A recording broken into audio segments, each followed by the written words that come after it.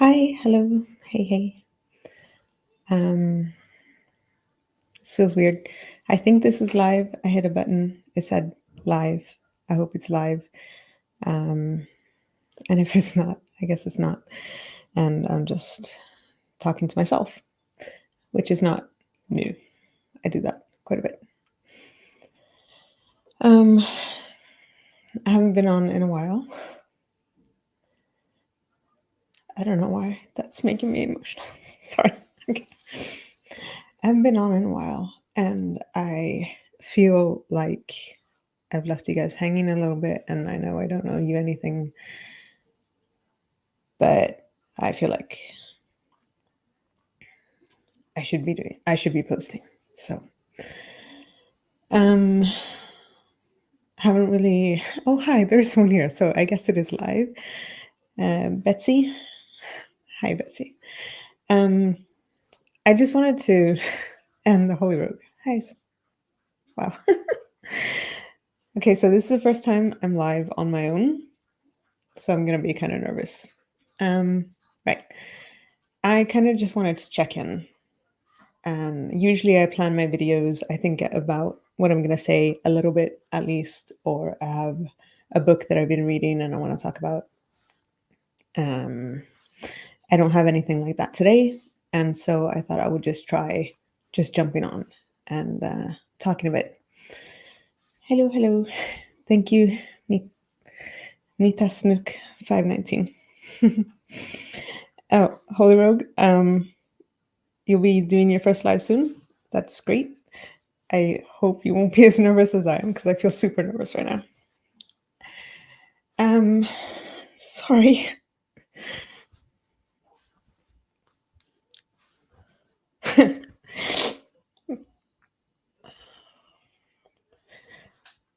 um, so I've been a bit overwhelmed lately. There's a lot of stuff going on that's not actually. Uh, it's not about Scientology or me being in it, or maybe it is, but sometimes I get overwhelmed by life, and yeah, then I don't have energy to do stuff that I want to do. Um, like make more videos. So thank you so much, Holy Rogue. I don't know how to pop quote. I don't know how to pop stuff up on the screen yet. I'm not going to try to figure it out today. Um, but eventually I'll do that. But thank you so much for your comment, Holy Rogue, and Betsy C. Thank you so much for your comment as well.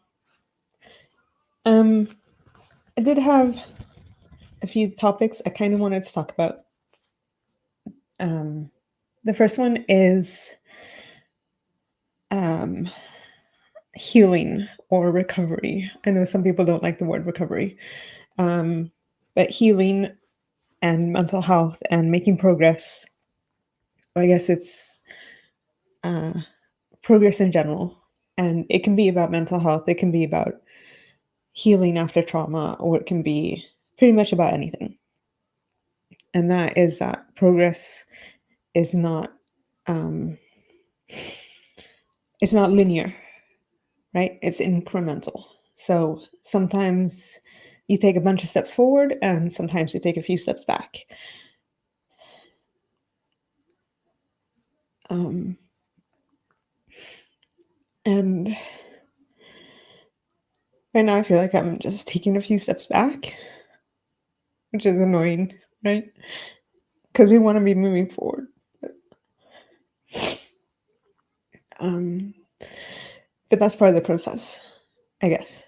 And just having some grace and sitting with that for a little while and being okay with sometimes it's going to go back a few steps back, and sometimes you'll make a leap forward. Um, yeah. Um, but basically, that's okay.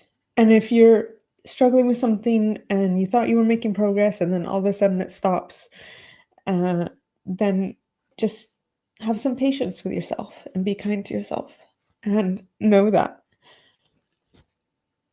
eventually you're going to be doing better again, and the progress is going to be going forwards again. And like Betsy is saying in the chat here, over time, there's a lot of progress. It's just sometimes it goes down, sometimes it goes up, but it's never linear. And that's something we need to, be okay with. So actually the thing that I'm overwhelmed about right now, I'm on vacation now, so I'm not working, which is quite nice. But it does mean that I'm spending a lot of time at home. And my home is overwhelming me a lot. And I wanted to talk about an issue that I have, that I don't like to have this issue. And quite frankly, I think it's very embarrassing. I don't want to talk about it, but I think it might be good to talk about it. But yeah, it feels very embarrassing.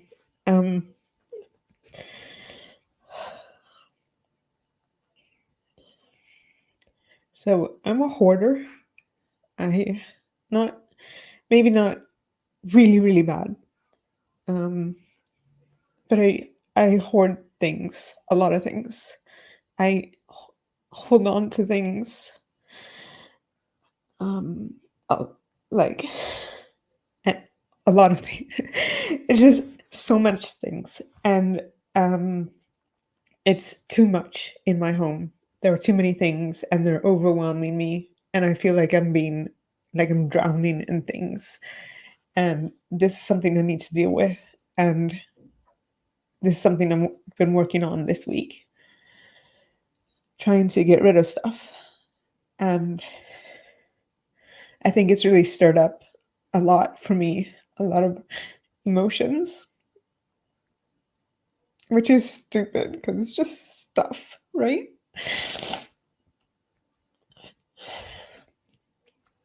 But I've been really mad at myself for having so much stuff, and for it always being in the way, and for having to climb over things in my home, and my home not being a safe space. And I've been thinking about it quite a bit. And I think it might be a little bit of my personality type. I know a lot of people in my family collect things.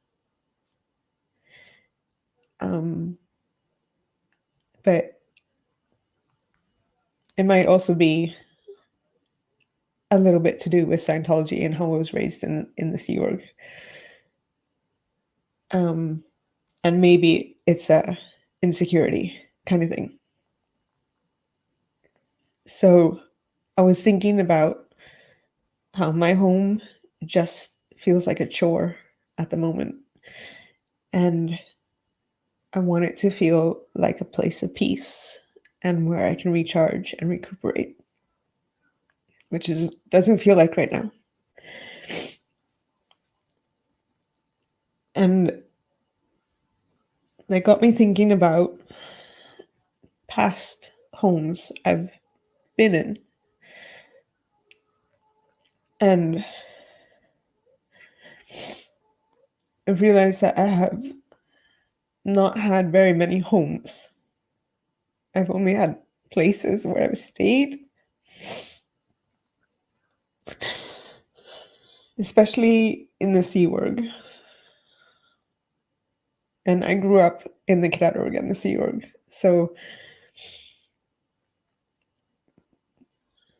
our rooms were never our own. They were never our homes.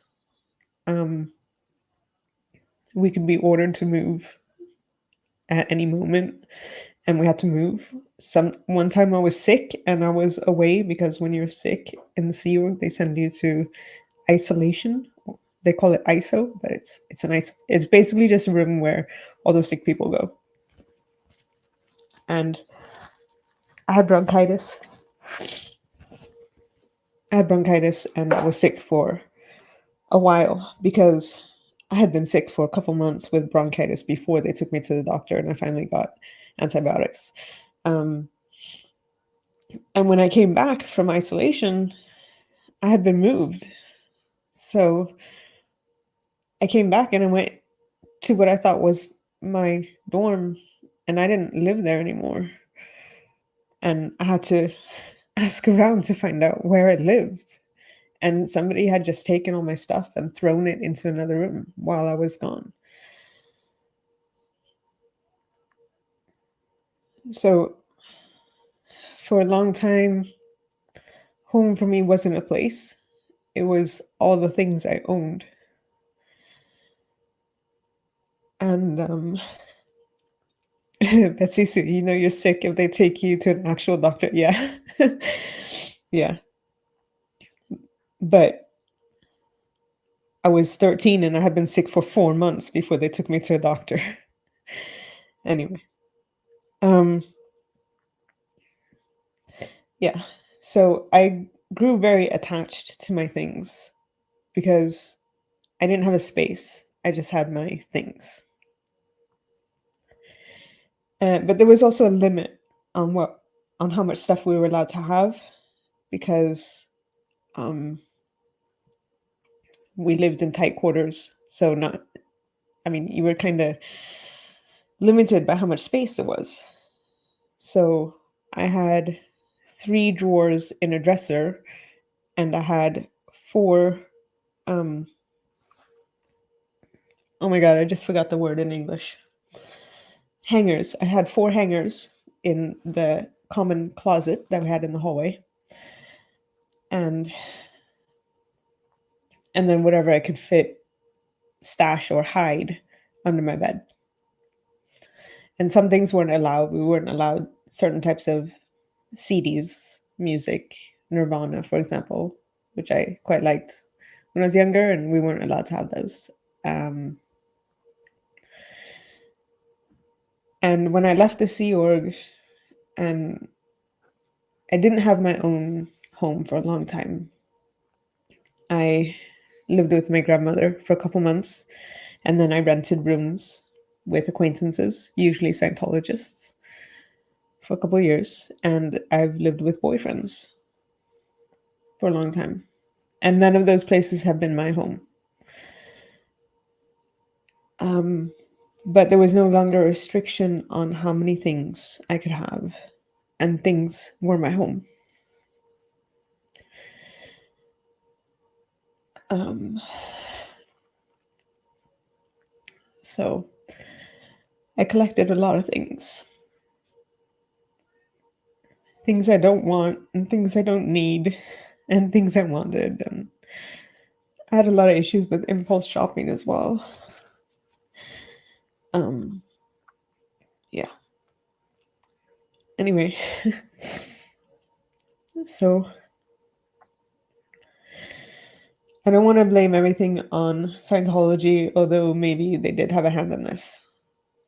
I try to look at if any of it is a part of me as well. Um, and I'm not sure what part of hoarding is me at the core. I think it might be that I like to be creative and I like to take things that people think are trash or just something weird, and I like to make stuff out of it. And so I collect pretty much anything that I think I might be able to use in a craft project. I will I will save, even though I have no idea what I'm going to use it for. So there's so much stuff, and I'm very overwhelmed by it. And that's what I'm going to be spending the next 2 weeks trying to deal with, and trying to find peace in my space instead of in my things.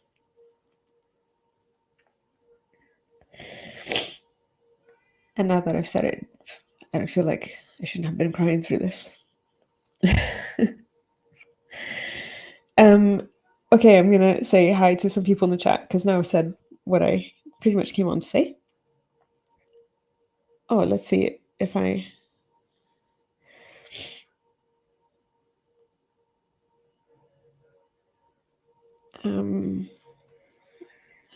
All right. Hi, 91 Millie. Catching up on 2x. It's okay to not be okay. It is okay to not be okay. If you grew up in Scientology, you're supposed to always be tone 40, which is, I mean, you're always supposed to be happy and shining and brilliant and awesome, which is, I would say, toxic positivity. And speaking of that, my therapist gave me some homework, and I'll be reading this book called The Happiness Trap. I've already started, but I've only just started. So I might be talking about this in future streams because it is okay to not be okay. Even though I grew up thinking you had to always be okay. It's okay to not be okay. And I struggle with that sometimes, but I also try to remind myself it is normal to feel sad sometimes, or depressed, or stressed, or grieving, or whatever, because life isn't always easy. And also, if we didn't have feelings of sadness or loss, then we also wouldn't have feelings of happiness. You can't take away feelings and think the other ones are still going to be there. I think that's just my thoughts on it. El Sarmento. Oh, oh, look! I just popped it up. Woo! Okay. I was thinking it might have to do with not being able to hold on to so much. Yeah, I think it might have something to do with that as well. And it might also be like some part of my core personality, and the two things in common have merged to the perfect storm of hoarding, which I want to deal with. And I don't, I think that's how you pop it down. Okay. Yeah, that worked. Holy Rogue. Yeah, no Nirvana. Yeah, no Nirvana, because I think the thing was like, oh, they're all on drugs or something. So we weren't allowed to listen to that. That's druggy music. No Nirvana.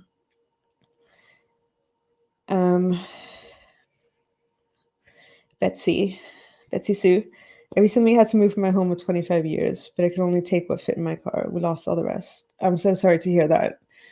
I find it devastating when I lost stuff, because a lot of times when we had to move, we didn't have time to pack, or somebody would move your stuff for you. And I lost so many things over the years, including some really fine art paintings, because my family was connected with a lot of artists. So I feel that loss. I'm sorry you had to go through that. Yeah, it is painful. It is, yeah.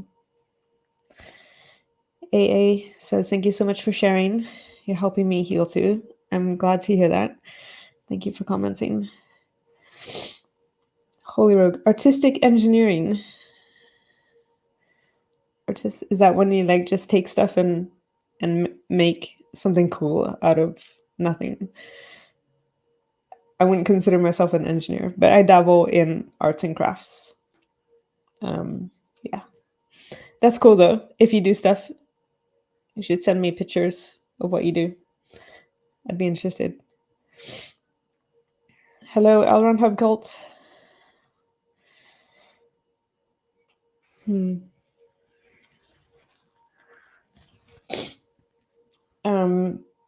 Let's see. AA says, I had the opposite reaction, want to get rid of everything.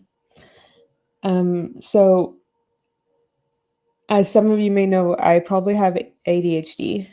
I'm still getting my evaluation and stuff. And a part of that is I do make impulsive decisions often. And I don't know if you guys remember KonMari method, when Marie Kondo came out with a book that was like Spark Joy or something. And I did that, and I went all in, and I got rid of like half my house. And then I regretted it like 2 months later.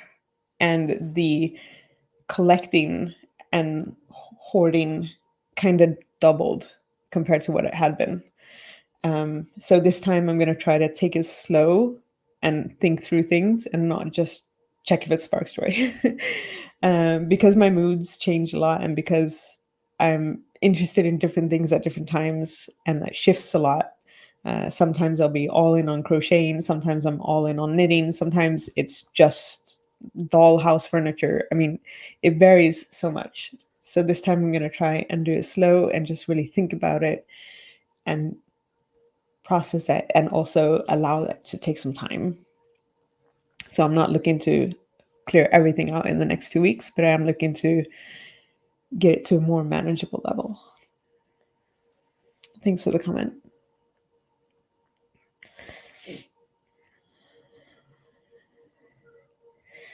I think this is also because I lost everything. I'm hard pressed to part with anything new. Yeah. I do have like regrets about getting rid of stuff. Like, I had the full basics, which Scientology basics, right? It's a lot of books and a lot of lecture series. And of course, I didn't want to keep it when I realized Scientology was a cult. And I just threw it all out in the recycling. And now I'm like, well, I should have kept the ethics book maybe, because I want to kind of break it down and use it to show how culty Scientology is. And maybe a couple others. But I don't have any of those anymore. And I am not spending any money buying that. So, yeah. So if you have a copy of the ethics book, please send it to me. I did actually get a PDF copy, but I can't read from the screen at all. My brain just automatically wanders off. I need to hold something physical while I read it. But yeah, I get this. When you lose stuff, or when you accidentally KonMari it out of your life, yeah, it kind of makes you hold on harder. It's not easy. It's not easy, guys.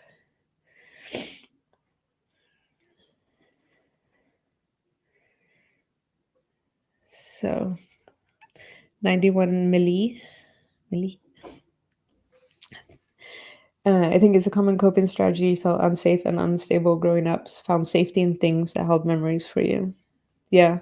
The thing is also, though, I don't really hold on to nostalgic things a lot.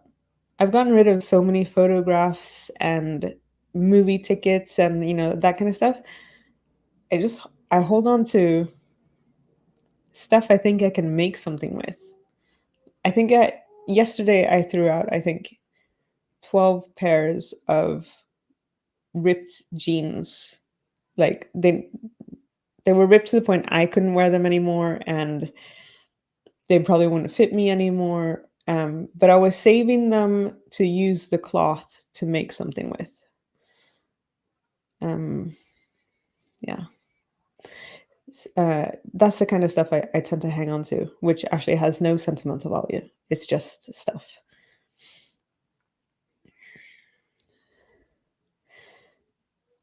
You're talking about so many good topics. I'm distracted at work. I'm sorry you're distracted at work. Or maybe I'm sorry I'm distracting you while you should be working.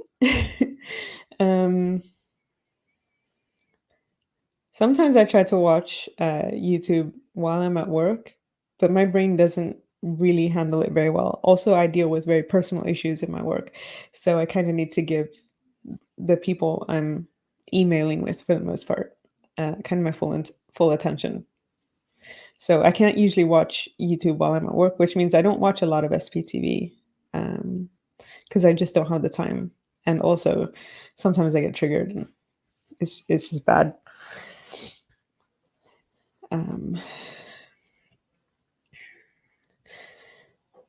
Holy Rogue, you have also ADHD and your wife keeps you in check. I need a wife to keep me in check. Or, my partner also has ADHD. Um, so we don't live together. Uh, but yeah, sometimes our ADHD and our autism streaks collide in not in the moment funny ways, but after a while in funny ways. But he's actually helping me these 2 weeks, and I'm helping him sort out some projects that he wants help with because it's so much easier to solve somebody else's problems, right? So, yeah. El Sacramento, you can print out, yeah.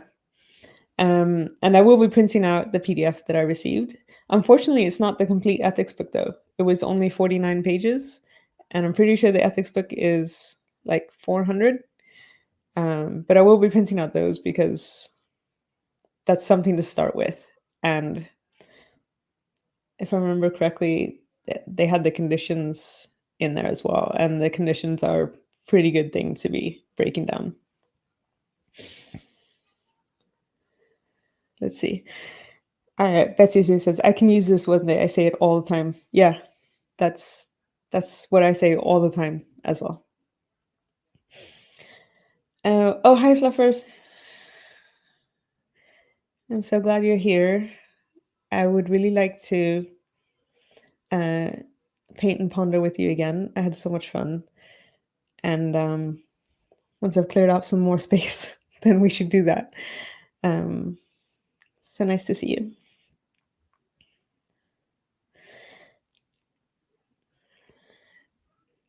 AA, you can send me another ethics book. That would be great. You can find my email in my description, and you can email me, and I will pay for postage. And you have a lot of Scientology material in PDF. I can print off PDFs. That's not a problem. Okay. So that was the main thing that's been on my mind that we talked about now. And I'm glad I spoke about it. It was rough, but I'm glad I did it. And I hope that in speaking about it, it's going to be a little bit easier moving forward. Sometimes that has to like come up to the surface before you can really deal with it.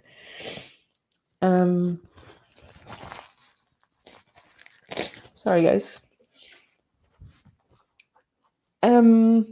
Yeah, that's pretty much what I was going to say today. I have thought of other things to talk about as well that I want to talk about later, but I've also kind of been taking a break talking about Scientology. Sometimes, and maybe it's the ADHD things, sometimes I'm just like, I don't want to talk about this anymore. And I don't. I took a 2-year break after a year of support group where I was like, I don't want to do this right now. And so maybe that happens. And maybe I won't be able to post here as regular. But I was thinking I would try this format. Just come on live and talk about whatever's on my mind at the moment. And yeah, this was, I was nervous, but this has been a nice experience. So maybe I'll do it again. And yeah, as I said, I will be reading this book over the summer. Hopefully, I'll be done before the end of summer. And maybe I'll talk about what I learned from this. Obviously, guys, I have a stash of books here. It's a lot. Obviously, I want to continue reading Escaping Utopia and do more videos on this subject. And I also want to do the cult quiz that I did in 4 parts. I want to redo those in Swedish because I think that can be useful for the Swedish audience. And I'm in a book club at work, and our summer book is, this one's in Swedish, but it's ADHD. Från duktig flicka till utbränd kvinna. Basically, it's about ADHD in women, and the title is ADHD from duktig flicka would probably be like good girl, but not good like nice but good, like competent and always doing their homework and stuff like that. Till utbränd kvinna. To, from a good girl to a burned out woman is pretty much the title. Yeah, and it's all about ADHD in women and females, girls. Written by a psychiatrist that specializes in ADHD, and she realized that so much of the ADHD research is done on men and for men. So I think that's going to be fun. Obviously, I'm reading some fun stuff too. This is my current one. A Natural History on Dragons. Sounds scientific. It's not. It's fancy. But yeah, I read my fantasy in the evenings. And I I applied to a university course for the autumn term, which I probably shouldn't have done because I'm going to be so busy this autumn term at work because we're short staffed and the autumn is just insane. But I got in and I ordered the book. And this is this one. And it weighs about 5 kilos. It's like a telephone book, like one of the old yellow pages that we had in the States. I'm reading a course on psychology, in case you couldn't tell by the book. And because I know I'm going to be so busy during the autumn, I'm going to try to get a head start on the course and read through some of this beforehand, before the course actually starts, because otherwise I'll just be well overwhelmed. And I already promised my partner that if I get too overwhelmed doing the course, then I have to drop it. So hopefully I can get some of it done before.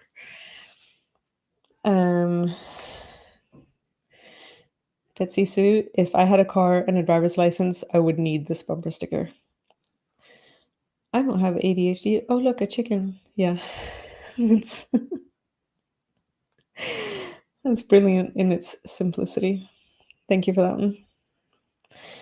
And 91 milli, you could maybe ask for part-time tjänstledighet. Tjänstledighet is a thing in Sweden where you can get some time off from work as long as you apply for it in time.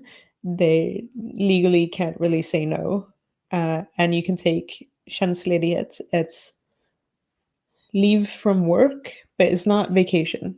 It's not a vacation. And you can do that for studies or for trying a new job or, yeah, different reasons. But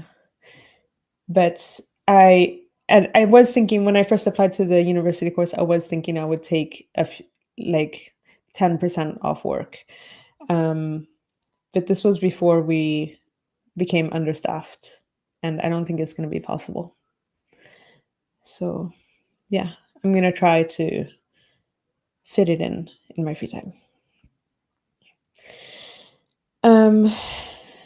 91 million. Yeah, it is like a couple months ahead of time for it to be that, where the law says it has to be approved. But I haven't applied and I don't really plan to.